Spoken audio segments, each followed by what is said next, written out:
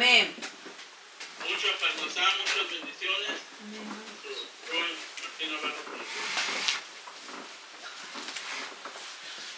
Shalom, una vez más vamos a comenzar nuestra clase en esta mañana que el Eterno nos ha concedido estar una vez más junto a través de estos medios. Vamos a continuar con nuestras dos últimas lecciones del tema de las autoridades, ¿verdad?, divinas puestas por el Eterno. Y hoy vamos a tener una clase importante y vamos a transmitir, ¿verdad?, la línea de autoridades que se han venido desarrollando a través de la historia. Muchas de ellas están, ¿verdad?, escritas en la Torá, en la Biblia o en el Tanakh, y otras, ¿verdad?, están escritas en libros, ¿verdad?, judíos, o como es el Talmud y la Mishnah y toda la literatura judía, ¿verdad?, están ahí. Solamente están registrados los grandes sabios en la Biblia hasta Miqueas, y de allí para adelante tenemos, ¿verdad?, documentos que nos indican que la línea de autoridad siguió a través del exilio, y cuando regresaron con Esdras, ¿verdad?, se registran, ¿verdad?,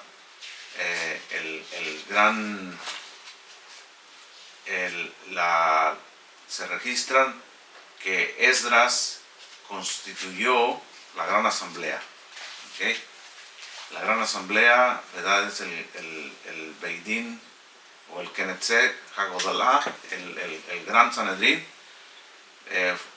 Fue formado, ¿verdad?, por el gran líder Esdras.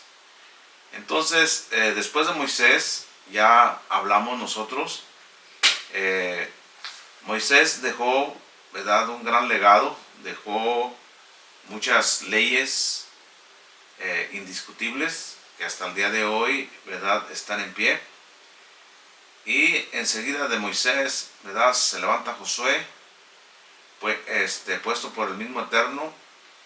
Y una de las cosas importantes es que el Eterno le dice a Moisés que a Josué lo ponga en público delante de todo el pueblo y le transmita su espíritu. Entonces, ¿qué es lo que le transmitió Moisés a Josué cuando habla de espíritu? Pues le transmitió toda la sabiduría oral que él recibió del Eterno.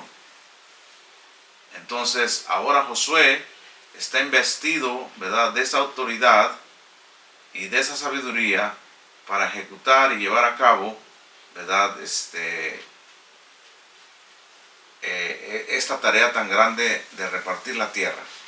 Se registra en Josué 24 esto: ustedes son testigos de que habéis elegido para vosotros al Eterno para servirle.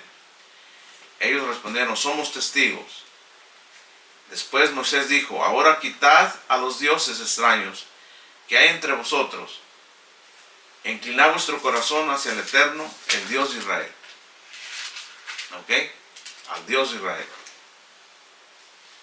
Entonces todo el pueblo respondió a Josué: al Eterno nuestro Dios serviremos y su voz escucharemos. Entonces, al decir nuestra voz escucharemos, claro está que aceptaron la voz de Josué, porque el Eterno no habla directamente al pueblo. El Eterno habla a través de su profeta, a través de su autoridad suprema en la tierra. Entonces tenemos que entender, ¿verdad?, que cuando hablamos de autoridad, ¿verdad?, estamos hablando de la potestad que el Eterno le da a la persona que se encarga de una misión específica. Y en cada generación encontramos nosotros a esta potestad o a esta autoridad en función. hasta el día de hoy. Lamentablemente hoy vivimos en un mundo cibernético, en un mundo que se ha multiplicado 100 veces más que en aquel tiempo, y ahora los creyentes en el Eterno de diferentes religiones, ¿verdad?, no tienen esta clase de autoridad. Solamente un pueblo la mantiene, y es el pueblo judío. Entonces, cuando el pueblo dice, al Eterno nuestro Dios serviremos y su voz escucharemos, automáticamente, cuando dicen al Eterno serviremos, quiere decir que van a obedecer los mandamientos. Y al decir su voz escucharemos, están diciendo obedeceremos las instrucciones orales de Josué. Entonces, serviremos cumpliendo el mandamiento. Escucharemos cómo se hace. Entonces, allí está el ADN del concepto. Josué 24:24. El Eterno nuestro Dios serviremos. O sea, cumpliremos el mandamiento. Y su voz escucharemos. Esta es la Torah oral que te explica cómo cumplirlo. Entonces, en cada generación existe el serviremos. En términos generales, ¿qué quiere decir servir a Dios?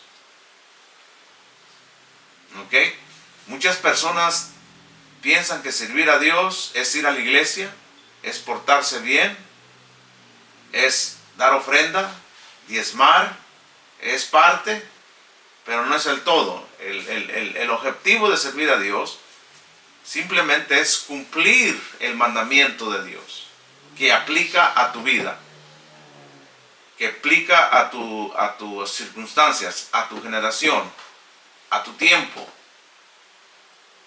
Porque los mandamientos que existen en la Biblia son específicamente para cada persona dependiendo su estatus. Por ejemplo, en Israel tenemos muchas autoridades y el sacerdote tiene leyes sacerdotales que un rey no tiene. Entonces el rey no tiene ninguna necesidad de cumplir el mandamiento de los sacerdotes, o viceversa. El sacerdote no tiene ningún compromiso en cumplir los mandamientos que Dios le dio a un rey. La mujer tiene mandamientos que el hombre no puede cumplir, porque no se los dio al hombre, se los dio a la mujer. El niño, el que nace. Entonces la tierra, los árboles, los animales, todos tienen mandamientos. Entonces cada mandamiento tiene un propósito. Cada mandamiento fue dado con un propósito. El mandamiento, hermanos míos, es como el guardador de tu alma, de tu vida. Es el que te protege del mal. Cuando la persona no quiere vivir bajo esta cobertura, cuando la persona solamente sirve a Dios en su propio intelecto, entonces esta escritura no tiene sentido para ello. Porque servir a Dios en el contexto que se le dijo o que se mencionó aquí, servir a Dios es que este pueblo está comprometido a obedecer el mandamiento. Y su voz escucharemos, quiere decir, ¿cuál voz van a escuchar? ¿La de Dios? No, la de Josué. Y ahora Josué es la autoridad oral que va a ejecutar el mandamiento para que el pueblo le sirva a Dios. El pueblo le sirve a Dios cumpliendo el mandamiento y le sirve al siervo de Dios escuchándolo. Por eso hay una oración muy bonita que se llama Shema Israel. ¿Qué quiere decir Shema Israel? Escucha Israel. Quiere decir escucha y obedece. Entonces, escucha el mandamiento y obedece el mandamiento. Servir y escuchar van de la mano. Por eso Josué entabló un pacto con el pueblo en ese día y lo dispuso por decreto y juicio de la Torá en Shechem. Y Josué escribió estas palabras y las colocó en donde se encontraba el rollo de la Torá de Dios, y como una piedra grande, y la puso allí bajo el árbol que se hallaba junto al santuario del Eterno en Shechem. A continuación José dijo a todo el pueblo: he aquí que esta piedra será para nosotros por testigo, pues ella escuchó todas las palabras del Eterno. Entonces aquí hay algo bien interesante. Fíjense bien. Esa piedra representa los mandamientos de Dios en un sentido figurado, en un sentido humano, para que el pueblo pueda comprender lo que ellos dijeron arriba: serviremos y escucharemos. José ahora le dicen: lo que acaban de decir,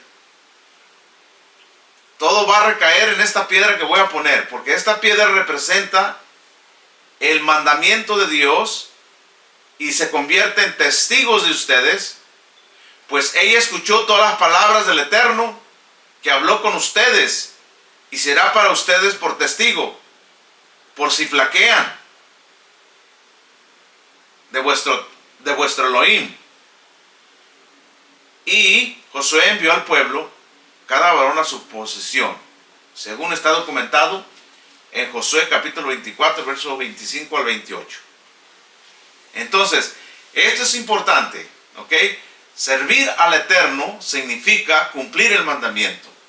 Y escuchar al Eterno significa escuchar al líder en función.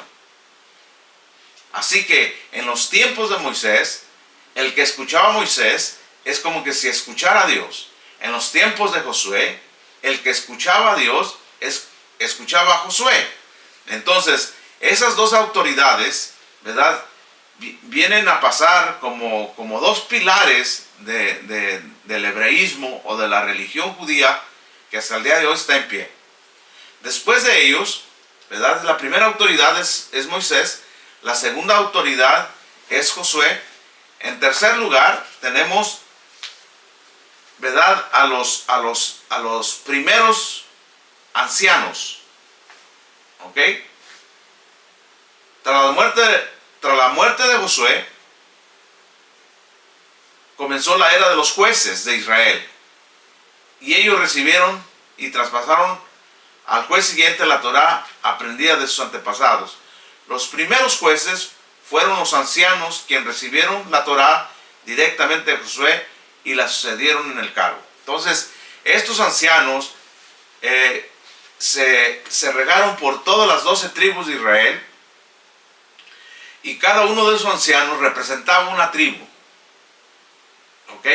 Entonces, esos ancianos eran los que definían y los que juzgaban a sus familias en sus tribus, porque no había un cuerpo legislativo totalmente todavía. Lo único que tenían, ¿verdad?, de memoria los ancianos eran las instrucciones. Recuerden bien que la Torá escrita estaba prohibido memorizarla, pero se exigía que la Torá o la explicación de la Torá se memorizara para que se transmitiera oralmente a otra persona. Pero la escritura no se memorizara porque estaba escrita. Esa tenía que ser, ¿verdad?, leída públicamente. Públicamente tenía que ser leída. No se permitía hablar de un mandamiento, ¿verdad?, sin que estuviera el mandamiento presente delante del pueblo. Tal vez por reverencia, ¿verdad?, al Eterno, o para que el pueblo, ¿verdad?, o para que las nuevas generaciones conocieran el pacto de la alianza de la Torá. Entonces es por eso que siempre cuando había reuniones públicas se extraía el rollo de la Torá en público y se leía el pasaje que se tenía que leer, y de allí el escriba, el predicador o el juez en cuestión o la autoridad en cuestión daba la explicación al pueblo, y el pueblo tenía que responder lo que respondió en los tiempos de Josué. Serviremos y escucharemos. ¿Ok? Entonces, después de Josué vinieron los ancianos. Estos ancianos, ¿verdad? Solamente gobernaron 17 años. Después de los ancianos, estos ancianos, ¿verdad?, eligieron a Otoniel, hijo de Kenaz. Este Otoniel es de la tribu de Judá. ¿Ok? ¿Hijo de quién? Hijo de Kenaz. ¿Ok? Viene siendo viene siendo sobrino de Caleb. ¿Ok? Porque Caleb y Kenaz eran hermanos. No más que Kenaz murió en una guerra cuando peleaban, ¿verdad?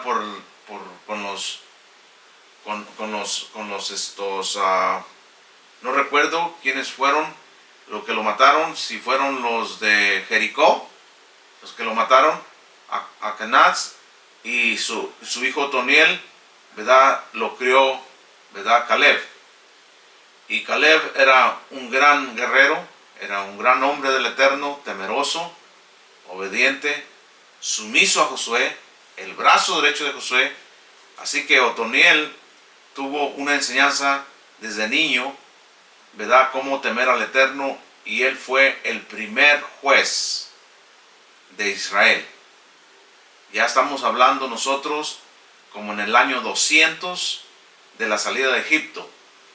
Entonces ya el desarrollo de la autoridad ya se viene gestionando, ¿verdad?, de padre a hijo o de maestro a discípulo. Así que Otoniel es el primer juez de Israel de la casa de Judá. Entonces todo lo que Otoniel le enseñaba y todo lo que él decía se convertía en ley en Israel. ¿Ok? Otoniel, el hijo de Kenaz, juzgó al pueblo durante 40 años. Y después de Otoniel vino Ehud. Ehud recibió las enseñanzas orales de Otoniel. Y Ehud juzgó a Israel durante 80 años.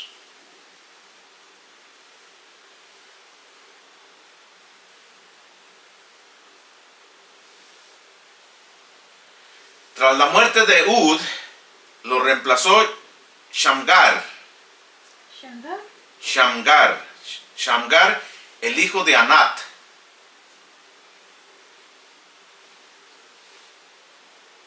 Él no duró mucho en el puesto, luego murió. Todo esto se registra en el libro de los jueces.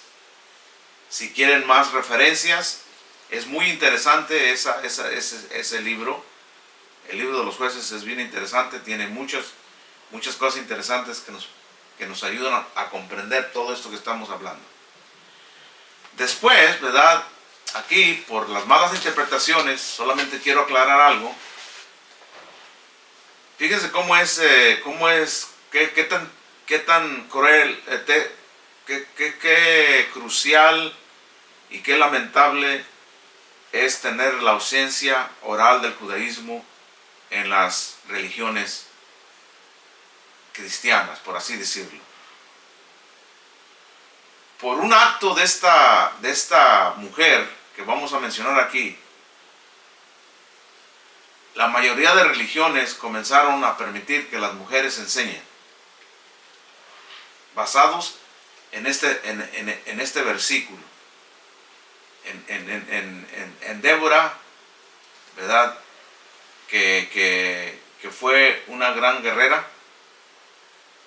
Pero si ustedes ven y si ustedes comienzan a indagar realmente, Débora era la mujer positiva y valiente, pero ella no gobernaba Israel. La que gobernaba Israel era Barak.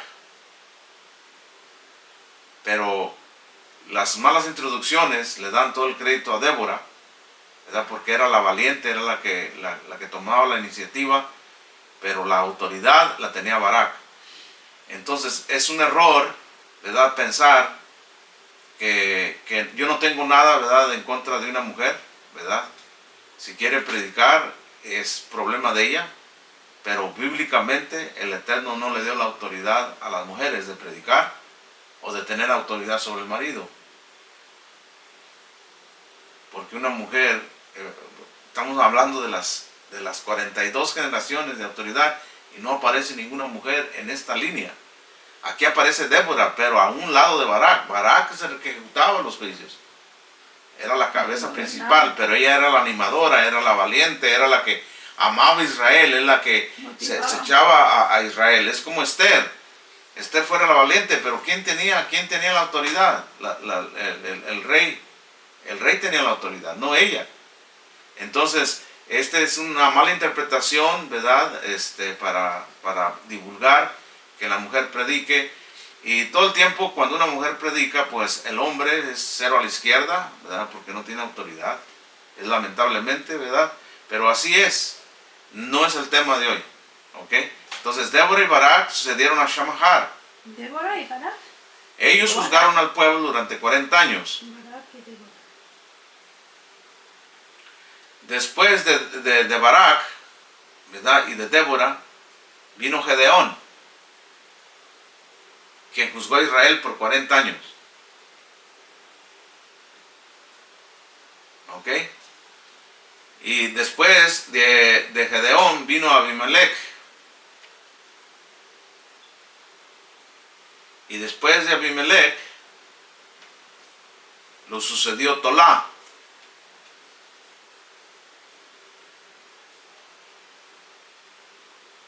Quien juzgó al pueblo por 23 años. Después de Tolá, Yahir.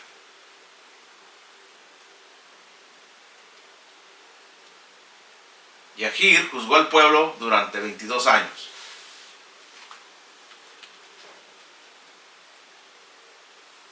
¿Ok? Entonces, allí, en ese juez, sucedió algo muy tremendo.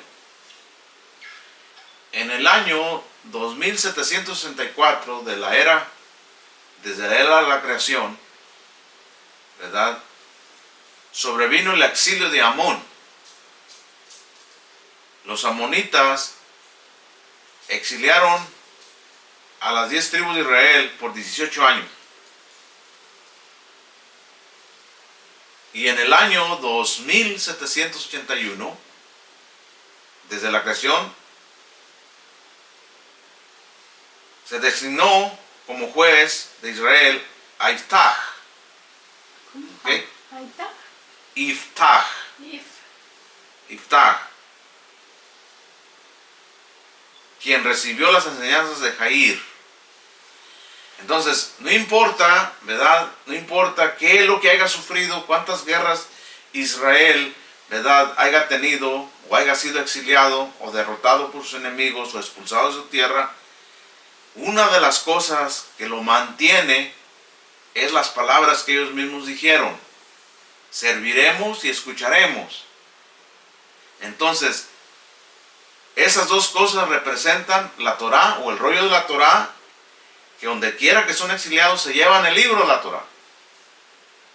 Y donde quiera que van también hay una autoridad presente con ellos que los dirige.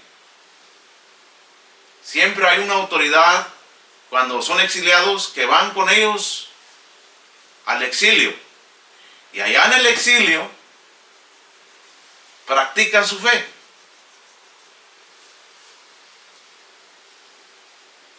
Por eso no se puede terminar ese pueblo. Es bonito que cuando nosotros vamos a otro lugar, a otro país, llevemos nuestros instrumentos para practicar nuestras festividades. Porque es una característica del pueblo de Israel.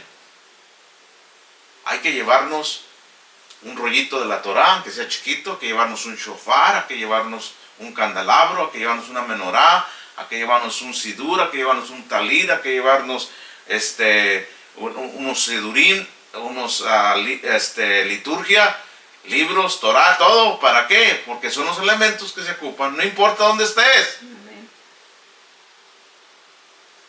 Claro que todo se cumple en Israel, pero cuando no estás en Israel, no se tiene que morir la tradición.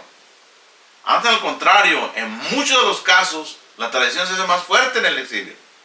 Miren lo que pasó en Babilonia. Lo mismo sucedió en Grecia, lo mismo sucedió en Egipto.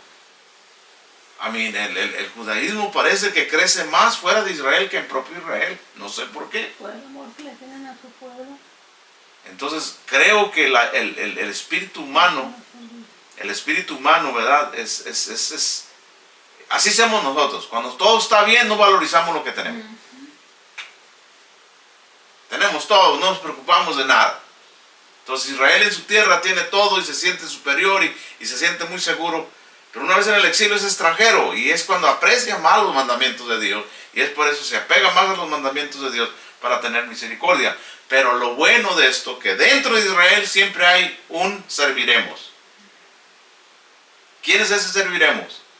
Es un líder espiritual que habla por Dios y instruye al pueblo para que el pueblo sirva a Dios a través del mandamiento.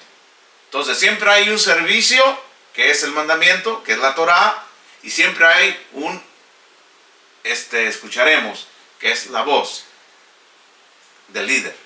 Entonces cuando es exiliado, siempre va ese serviremos, que es el rollo de la Torah, y ese escucharemos, que es el profeta, para cuidarlos, para guiarlos, para protegerlos y para establecerlos, dependiendo del decreto divino. Si son 10 años, 15 años, 20 años, 100 años, allí se van a establecer, ahí van a crecer y todos sus hijos van a ser dentro del judaísmo.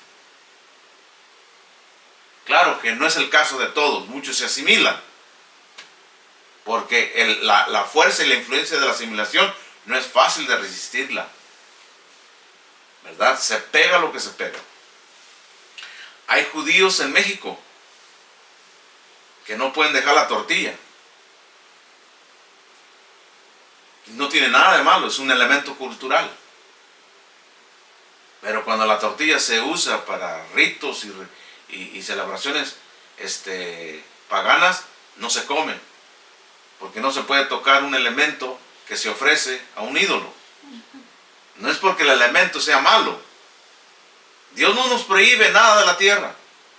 Nos prohíbe la separación que se hace del producto para esos fines. Y después vamos a hablar de eso, de esas leyes que son muy importantes. Si alguien te vende una cosa que fue sacrificado para un ídolo, uno no debe de comprar. Sea pan, sea tortilla, sea jugo, sea lo que sea. ¿Por qué? Porque eso se hizo y se ofreció para esa festividad. Es como lo mismo sucedía en el tabernáculo y lo mismo sucedía en el templo de Salomón. ¿Ok? ¿Cómo las cosas se convierten de ser ordinarias a santas? ¿Cómo tú, siendo un hombre mortal, o yo un hombre mortal, me convierto en santo? Este es otro tema interesante, para que conozcan bien.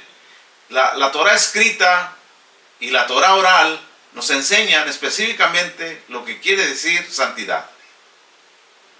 Santidad no tiene que ver nada con lo que tú vistes o con lo que tú crees.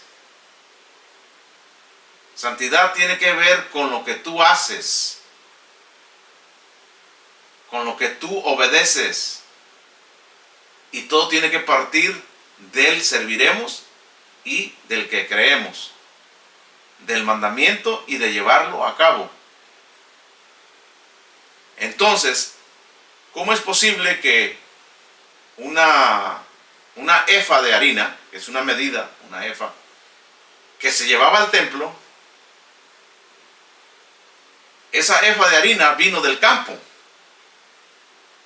y fue cosechada por hombres ordinarios, que no eran ni levitas, que no eran ni sacerdotes, ni eran sumos sacerdotes? ¿Cómo es posible que esa efa de harina, al llegar al templo, ya esos que la donaron no podían comer de ella?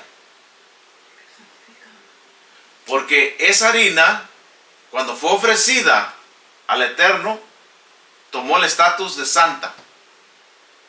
Eso es lo que quiere decir santidad. Santidad es algo apartado para el servicio divino de Dios. Entonces, si tú eres santo, no tienes que tocar nada de lo que la Torah dice que es inmundo.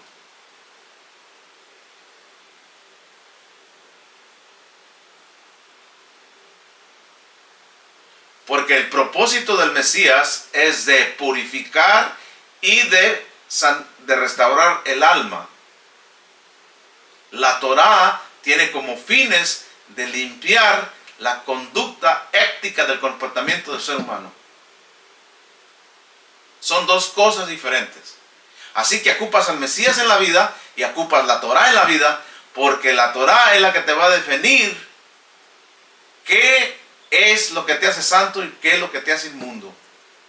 El sacrificio del Mesías es para quitar la muerte que hay en nosotros por el pecado, transacción de muerte. Porque en la Torah no existe una expiación para los pecados de muerte. Solamente el sacrificio del Mesías quita la culpabilidad del pecado de la muerte. Pero esto no quiere decir que el sacrificio del Mesías hace al cerdo puro. Ese es una ignorancia de lo más grande que hay en el mundo. El Mesías no vino a ser el cangrejo puro, la liebre pura, la serpiente pura, el camarón puro. Él no vino a ser a los paganos puros. Él vino a quitar a aquel que tenía el imperio de la muerte. Ahora, cuando Dios me perdona los pecados cometidos por caret, por muerte, y ahora tengo la Torah que me enseña a no pecar, que son los pecados de hierro. La Torah habla de pecados de hierro y pecados de muerte. Son dos pecados diferentes. Los pecados de hierro son los que cometemos entre nosotros mismos. Pero los pecados de muerte son los que ofenden a Dios. Hay pecados que ofenden al prójimo. Y yo tengo que resolver esas indiferencias con mi prójimo. Pero hay pecados que ofenden a Dios. La idolatría es una de ellas. La hechicería. Hay pecados de muerte. El asesinato es un intento en contra de la imagen de Dios. El aborto es algo criminal. El desvío de identidad sexual es sumamente crítico. La Torah nos dice que Dios hizo al hombre y hizo a la mujer.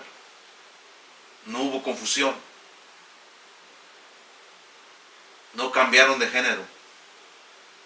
Esa es una rebeldía de las generaciones de el diluvio, de la generación de Noé, en contra del Creador bendito. Y las aguas del diluvio, fíjense aquí, ¿cuánto llevamos? Para no extendernos mucho. ¿Ok? Fíjense bien aquí. ¿Están conmigo? Ahí la llevamos, son las 12:30. En el juicio del diluvio, se terminó o murieron los pecadores, pero no se terminó la mala inclinación. La mala inclinación se filtró en el arca de Noé con su hijo Cam. Entonces el imperio Cam, ese es el imperio, se filtró dentro y comenzó a construirse. Hasta que vino Sodoma y Gomorra. En los tiempos de Sodoma y Gomorra, ¿por qué fueron destruidos? Pero tampoco se destruyó. Tampoco se destruyó. Fíjense bien cómo es la maldad. El pecado es como el polvo, nunca terminas con él. Puedes limpiar toda la casa y cuando terminas y te sientas, te das cuenta que ya está sucio. Así es la idolatría, así es la maldad, así es el pecado. El Eterno destruyó la ciudad de Sodoma y Gomorra y todos sus habitantes, pero no destruyó la mala inclinación. Fíjense bien. ¿Por qué? Porque el mismo Eterno en su misericordia, por amor a Abraham, su siervo, mandó a salvar a Lot, quien tenía 2 hijas. Y ellas crecieron, no crecieron en el seno de Abraham. Si ellas hayan sido crecidas en el seno de Abraham, hayan venido a ser grandes madres de grandes hombres profetas. Pero ellas crecieron en Sodoma y Gomorra. Y las costumbres de Sodoma y Gomorra agarraron, practicaron. Y en su misericordia el Eterno quiso salvar al justo Lot. ¿Y qué es lo que pasó? Temprano se manifestó las costumbres de Sodoma y Gomorra en las hijas de Lot, a tal grado que ellas 2 mismas se metieron con su propio padre, produciendo 2 naciones que le harían imposible la vida al pueblo de Israel. Y una de ellas es Amón y Moab.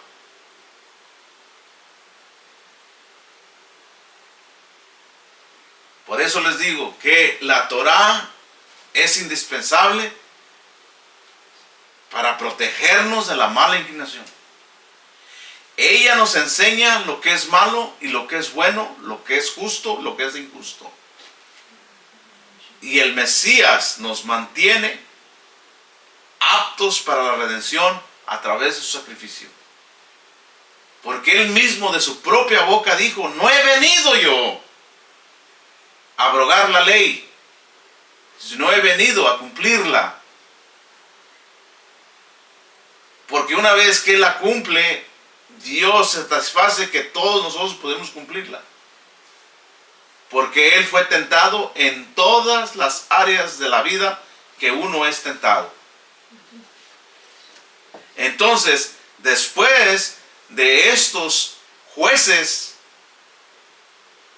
aparece en la escena de Israel que desde Josué hasta el final del periodo de Iftach transcurrieron 300 años. Tenemos nosotros 300 años de serviremos y escucharemos. Pero esos 300 años fueron cruciales para Israel. Peleando. Después haremos una lección de por qué el interés de Dios de echar afuera esas 7 naciones que estaban en Canaán. ¿Ok? Aprendemos mucho de esas naciones. Y de esas naciones, aunque fueron expulsadas de su territorio, no así fueron expulsadas sus malos hábitos. Se extendieron por toda la tierra y son las que ahora están de moda en todo el mundo. Todos los malos hábitos y todas las malas costumbres que nosotros ahora podemos ver a través del mundo cibernético son las inclinaciones de estas naciones. Los tatuajes, los aretes en los oídos, los aros, las cejas, meterse cuernos aquí, hacerse rayas en el casco, libertad o libertinaje sexual, hombres con hombres, mujeres con mujeres, no importa, el casamiento no importa, tener hijos no importa, levantar descendencia no importa, la vida hay que gozarla, la vida hay que vivirla, no tener ningún compromiso con ninguna religión, con ninguna autoridad, ni con la ley misma, con la justicia. Es un libertinaje que se está extendiendo por todos. Nuestros hijos nacen en medio de este ambiente donde tú no tienes la autoridad sobre tus hijos, no puedes educarlos, no puedes enseñarles nada, porque todas estas influencias están siendo atraídas a la vida de ellos y a la vida de nuestros jóvenes. Entonces todos esos hábitos que enfrentó el pueblo de Israel, ¿verdad?, en esas 7 naciones están divulgadas ahora por todo el mundo. Ahora el mundo está sufriendo lo que Israel sufrió en aquella época. Así que cuando leemos la Biblia, solamente tú estás leyendo que Israel está en guerra todo el tiempo. Israel está en guerra todo el tiempo. Pero lo que está haciendo es tratar de purificar el mundo a través de eliminar estas malas costumbres y de presentar al verdadero y único Dios de Israel. Porque en esos intentos no todo fue crueldad, no todo fue derramamiento de sangre. Muchos se convirtieron al Dios de Israel. Amonitas, moabitas, cananitas. Muchos de ellos se convirtieron y fueron grandes hombres y grandes mujeres. Así que era una forma de evangelización en el nivel que en aquellas generaciones entendían. Las generaciones de aquellos entienden a través de la espada. Y ahora espero que la gente entienda a través del diálogo, que es la predicación. De escuchar. Por eso, servir a Dios es escuchar y obedecer el mandamiento. Escuchar, obedeceremos y escucharemos. Serviremos y escucharemos. Entonces, en esos 300 años, ¿verdad?, estuvo firme el mandamiento y la explicación, que son representados, ¿verdad?, por el profeta, por el juez. Después de eso, retorna la profecía. Después viene Sansón y Elí, que fueron los últimos jueces de esa época. ¿Ok? Con el último juez, que fue Elí, regresa la profecía al pueblo de Israel. Profecía que ha estado ausente de los tiempos de Moisés. Más de 300 años sin profecía.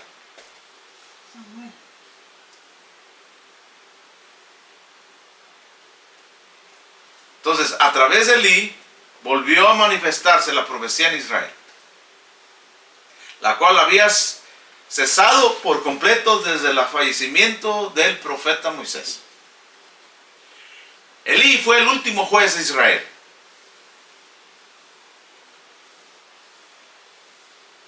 Y él recibió todas estas enseñanzas de sus ancestros, toda esta lista que hemos apuntado, que hemos dicho, todo eso recayó en Elí. ¿Ok?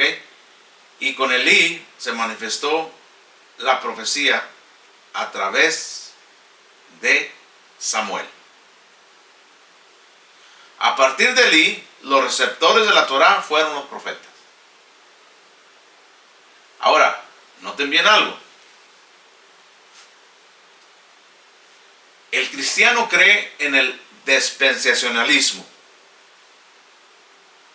¿Ok? Y el dispensacionalismo es una teología moderna que no tiene que ver nada con esto. Así que el hecho que ya la época de los jueces pasó, no quiere decir que ya no había jueces.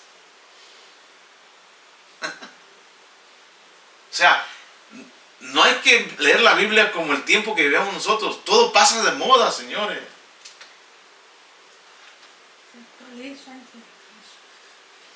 Ya ahorita todo pasa de moda. El teléfono nuevo de hoy, ya por mañana ya es viejo. La Biblia no es así. La Biblia tiene principios. La Biblia sostiene al mundo. Nos sostiene a nosotros. No pasa. Simplemente hay cambios circunstanciales por las generaciones. Pero sigue todo igual. Los jueces siguieron juzgando. Pero ahora ellos ya no son los responsables de llevar la responsabilidad del pueblo, sino a juzgarlo. Ayudar ahora al profeta. ¿Ok?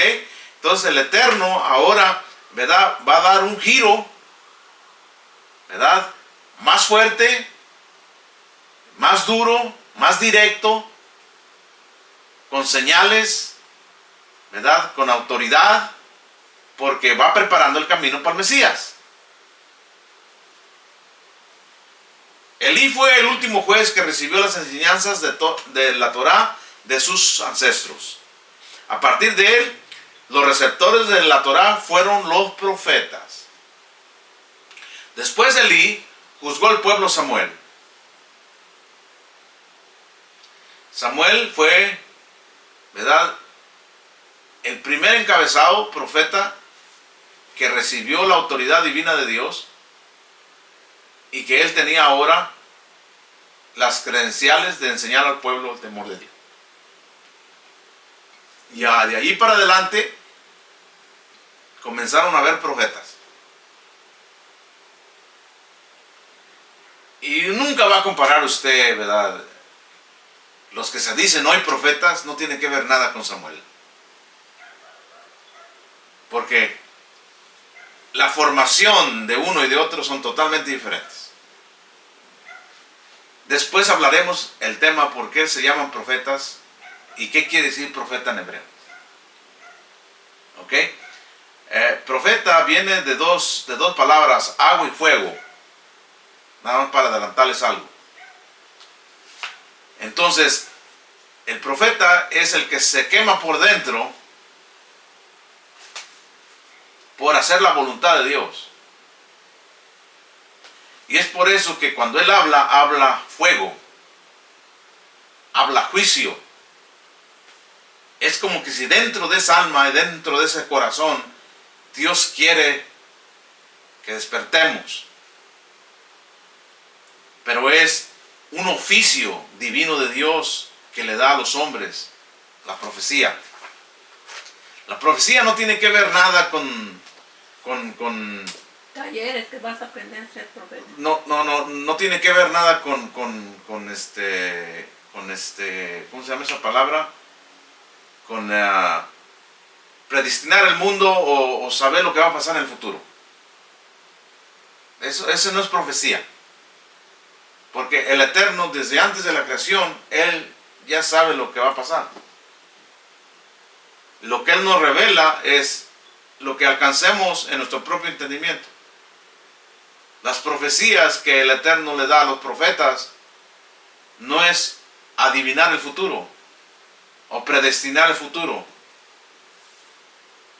Es alentar al pueblo lo que va a pasar si hacen esto o hacen esto otro. Es una advertencia profética de lo que puede pasar. Pero la respuesta siempre va a estar ¿en quién? En nosotros, porque nosotros tenemos el libre albedrío. Así que la profecía se cumple a través de mi obediencia para bien, o se cumple a través de mi desobediencia para mal. El profeta es otro tipo de sacerdote, es otro tipo de predicador, es otro tipo de juez, es otro tipo de sabio, pero con una dinámica más elevada, más concreta, más específica, a tal grado que era el corazón tan grande y el calor que quemaba el corazón de David, que él estableció una escuela de profetas. ¿Y estos profetas qué? ¿Cuál era la escuela de profetas? ¿Se juntaban para adivinar el futuro de las personas? ¿Para meditar en el cerro? No. Se podían estudiar la Torá.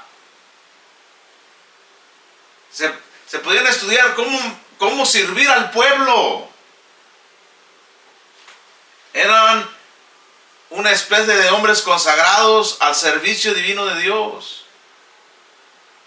De hecho, esta escuela de profetas son los que David usaba para dar aviso en todas las áreas de sus adversarios. Allí no había correo electrónico, ni correo aéreo, ni terrenal, ni a pie, ni en bicicleta había correo. Ahora hay correo a pie, hay en bicicleta, en carro, en avión y cibernético, que es el más veloz. En aquellos tiempos no había correo. ¿Cómo el rey David podía informarle a la tribu de Dan, que estaba a unas 6, 7 horas de distancia. ¿Cómo? ¿Cómo enseñaba? Por la estructura de los ancianos. Porque el centro, por eso David, él estudió geográficamente, o el Eterno le enseñó geográficamente la tierra de Israel. ¿Y por qué estableció a Jerusalén como centro del país? Porque ese lugar coordinaba para tener comunicación a todas las 12 tribus rápidamente. Y David fue un hombre muy inteligente.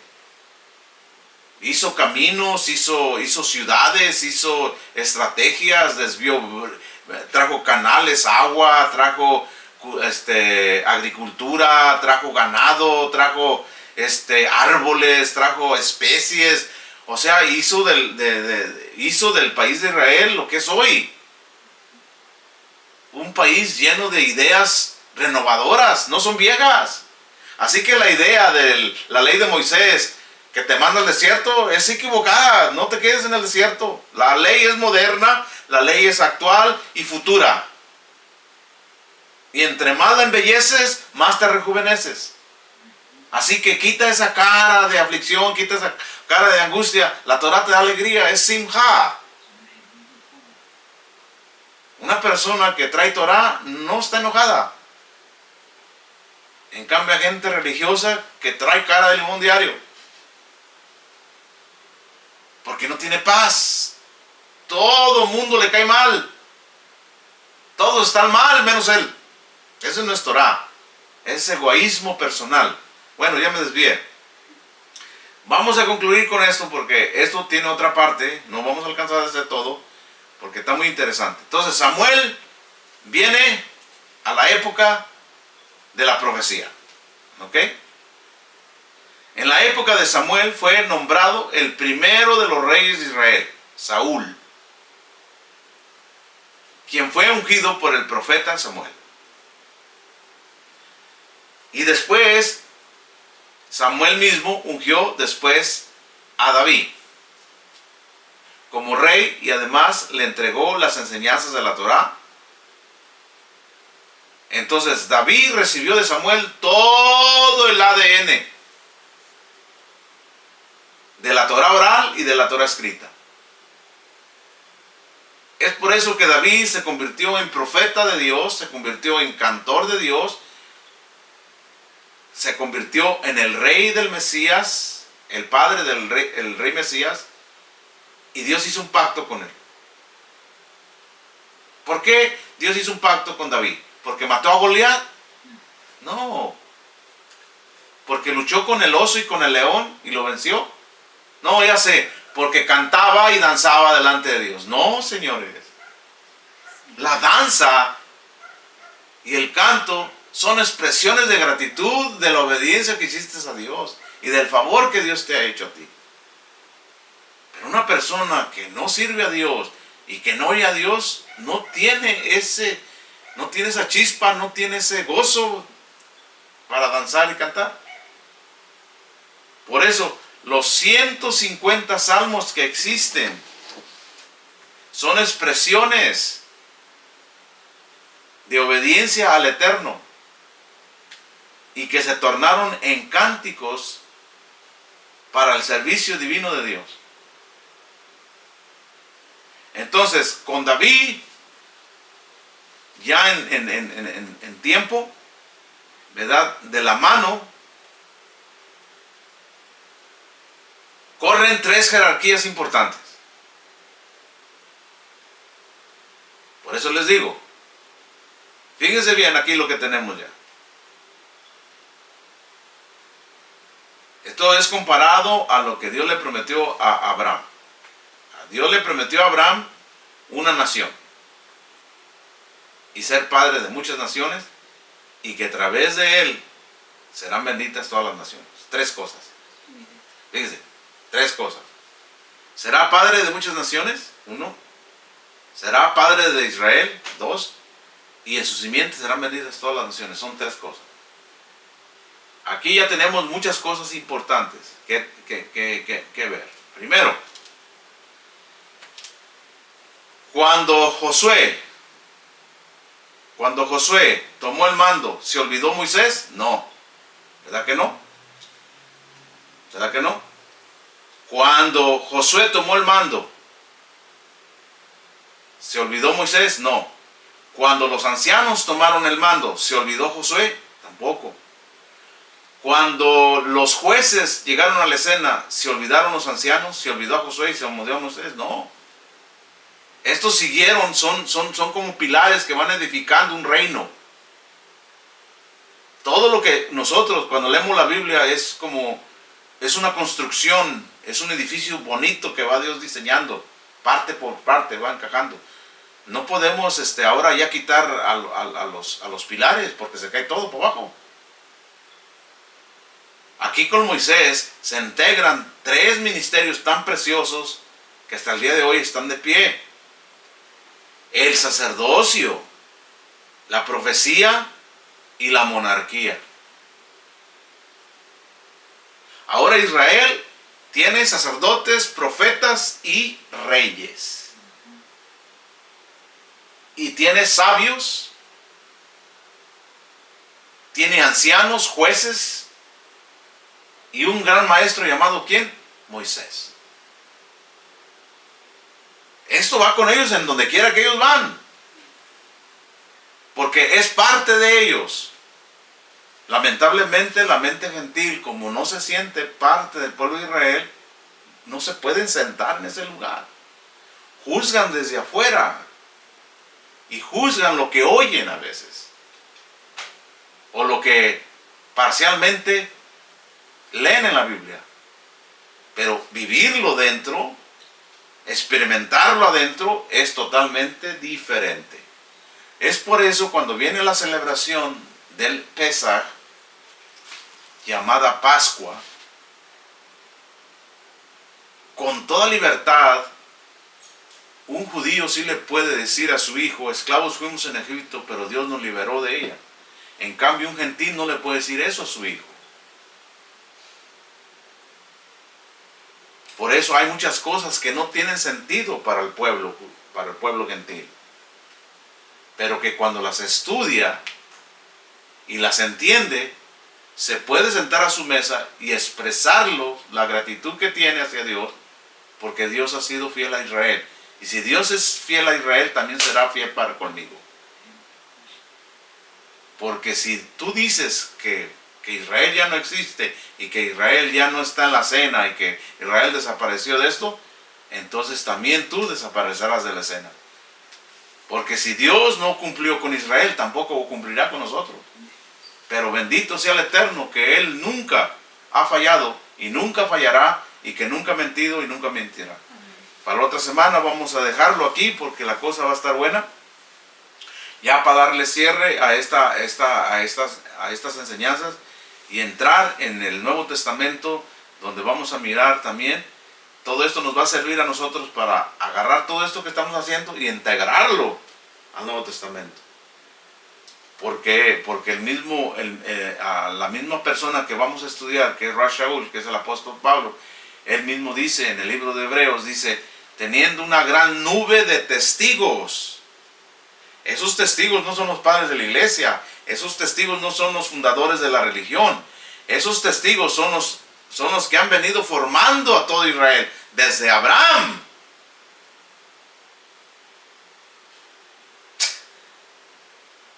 Él nunca descartó a estos testigos. De hecho, era su anhelo desatar las sandalias de uno de ellos. Por eso, ser judío es una bendición tan grande, pero también es una gran responsabilidad.